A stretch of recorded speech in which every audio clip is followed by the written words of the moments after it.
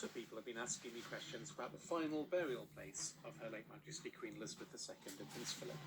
It is in a space called the George VI Memorial Chapel. So I thought I would do a video on this interesting architectural space, where it is within St George's Chapel, Windsor, and its innovative design. The chapel is both a bold work of 1960s modernist architecture, but it's also a structure that is, I think, very in keeping with the rest of the medieval fabric of St George's Chapel. First things first, we know that the Queen is buried underneath this chapel in a closed burial vault. Now, just to clear things up, as there has been some confusion over the terminology I used in my video on the George III Royal Vault of Windsor. In England, a burial vault is not a structure that is above ground, nor is it a concrete surround for a casket, as it is in some parts of the world, but it is a chamber that is constructed from brick or stone. It is called a burial vault as it has a vaulted roof of brick or of stone, and they're almost always subterranean in Britain. The vast majority of English parish churches have brick burial vaults of this type constructed under their floors, as from the 15th century right through to the 19th century, burial in such a vault was the usual method of burying the wealthy, who more often than not chose to be buried inside church buildings and not out in the cold and wet of the churchyard. As a practice, burying in such vaults has more or less died out, except in the case of some of the royal family and some aristocratic family. Also, my use of the term coffin has confused some international viewers. In England, we don't really differentiate between coffins and caskets, and we use the term coffin to describe any solid receptacle for the complete body of a dead person. Before we get on with the main part of the video, I want to thank all of my new subscribers for all of your kind support and your many comments. I'm really glad you found your way here and that you enjoy the content. If you like my videos, you will also love my magazine, The Antiquary, which has lots of articles on the more obscure aspects of British history. Purchasing and subscribing to it in either print or digital form really helps support my work on this channel. So back to business and to the George VI Memorial Chapel. When King George VI died in 1952 at the early age of 57, he was initially buried within the Royal Vault of George III. See my other video for details of that. His grandfather, King Edward VII, and his father, King George V, had also initially been buried in that royal vault, but they were eventually moved up into the chapel proper of St George, with King Edward being buried in a newly constructed tomb next to the high altar of the chapel, later to be joined there by his consort, Queen Alexandria. In 1939, George V was buried in a tomb in the nave of the chapel under one of the western arches, later to be joined in 1953 by his consort, Mary of Teck. Both kings and their queens were buried under tombs with effigies, figures of them, on the top. The intention in time was to provide something very similar for King George VI, but it took until 1962 for plans to begin to be drawn up. At that point, it was decided not to provide a tomb with effigies. That seemed somewhat inappropriate and old-fashioned in the post-war context.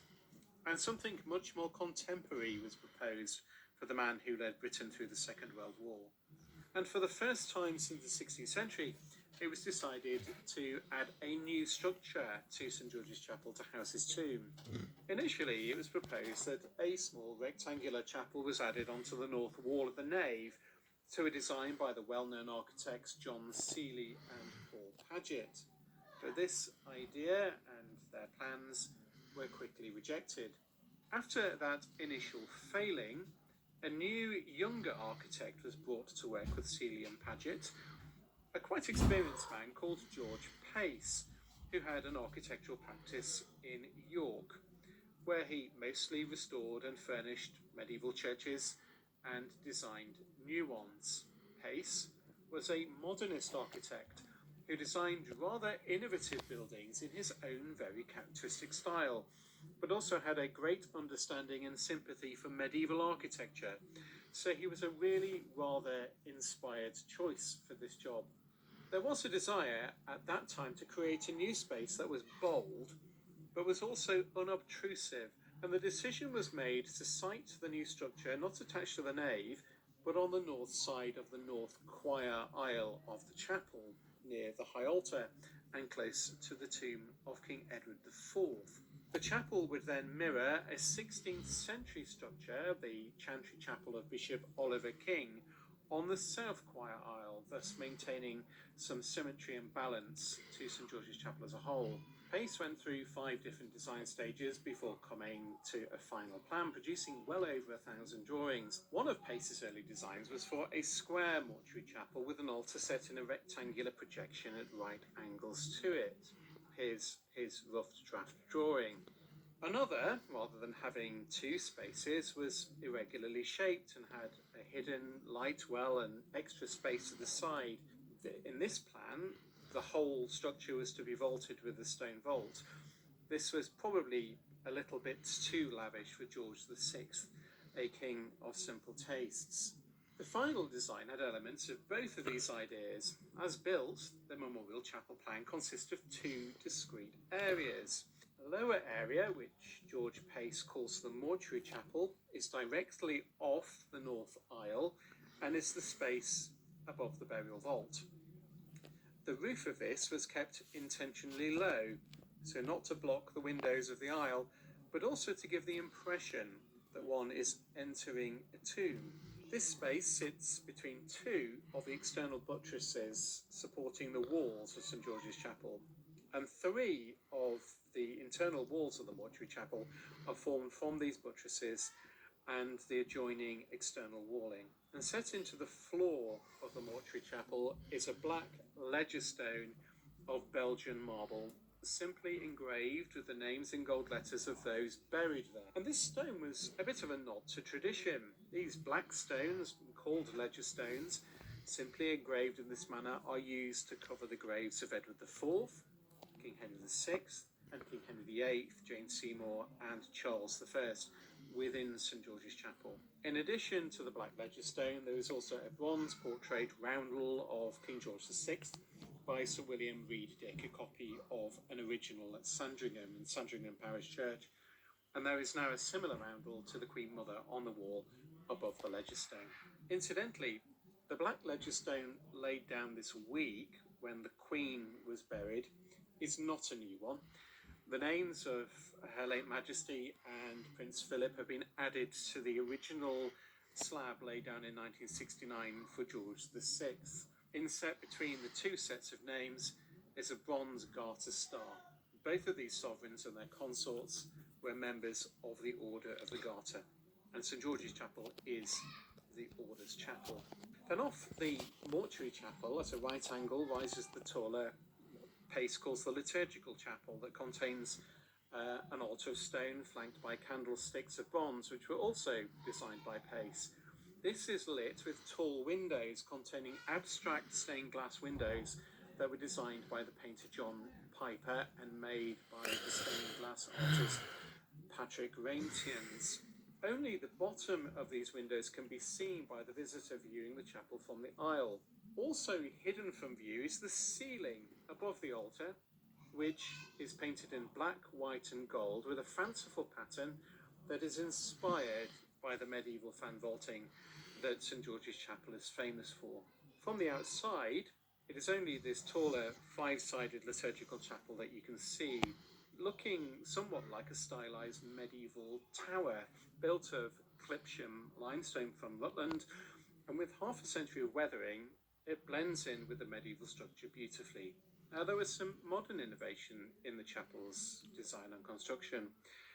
The floor of the chapel has underfloor heating installed, and the lead roof is similarly electrically heated to prevent the build-up of frost and snow.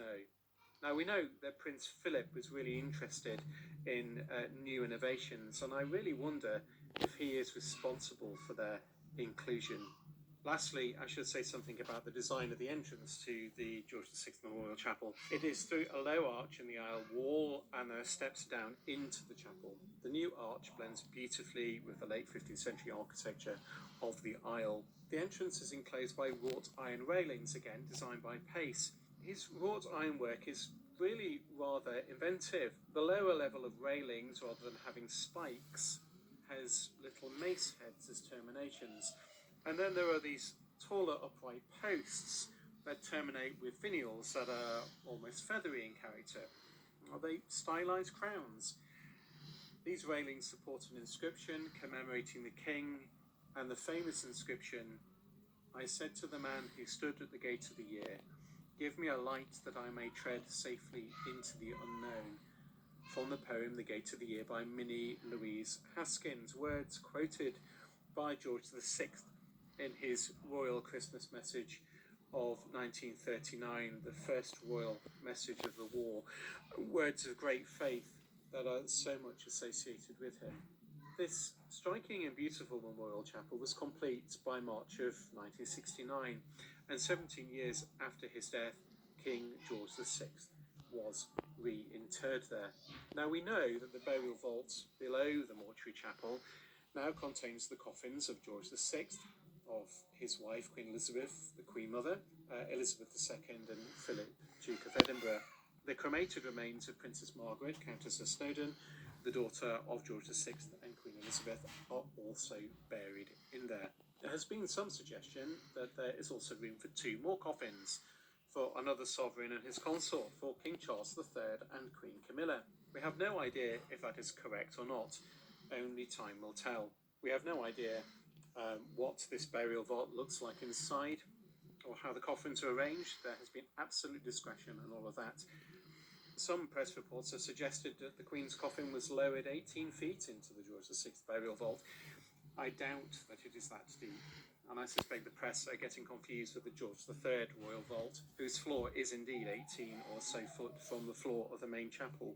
We also don't know precisely where the access to the burial vault is, though I assume that the large black ledger stone covers the mouth of the vault. That would not be unusual for vaults in English church buildings. The Queen was initially interred in the larger royal vault of George III during her funeral, and my suspicion is that this was arranged for the sake of dignity. To broadcast to the world the transfer of her coffin to her final resting place, which, as we have seen, is accessed from a very confined and low space, would not have been particularly dignified, and it would have exposed to view the coffins of the late King George VI and the Queen Mother. The lift of the royal catafalque that takes coffins down to the George III vault presumably comes up as well as going down, so the coffins of the Queen and Prince Philip would no doubt have been raised from the vault by that means. So there you have it.